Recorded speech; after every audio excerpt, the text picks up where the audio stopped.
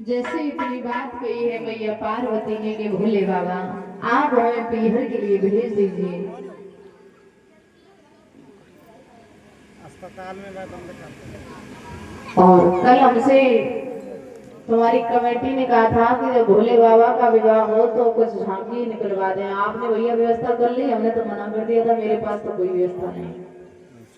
अगर आपके लड़के तैयार हों तो तैयार करवा देना भोले बाबा के विवाह के लिए, ठीक है? अगर हैं बच्चे आपके पास तो तैयार करवा देना।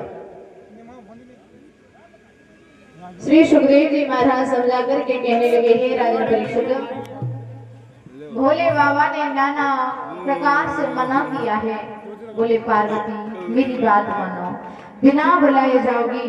एक बात बताओ, तुम्हारे पिता को क्या तुम्हारी याद नहीं आई जो सभी देवताओं को बुलवा लिया? भला अपने बच्चों को कौन भूलता है?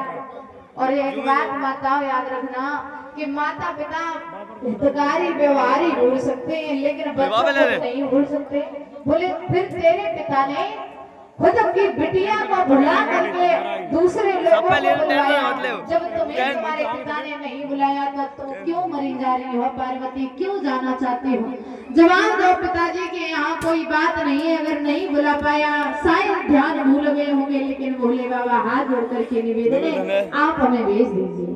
भोले बाबा ने नादिया को पास में बुलाया, जवाब दिया है नादिया मेरी बात सुनो, पार्वती जा रही है कंधल में, इन्हें लेकर के जाओ। हमें पता है अब ये जा तो रही है लेकिन लौट करके वापस नहीं आएंगी।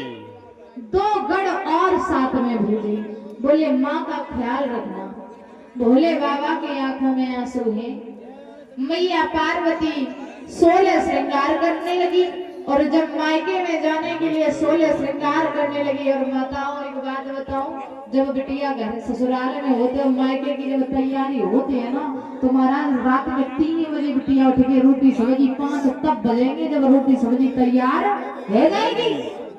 आज मायके जाना है इसलिए तो मैया बड़ी हंसी खुशी के साथ में तैयार हो रही है।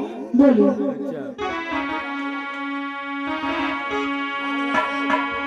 लाल वाली लाली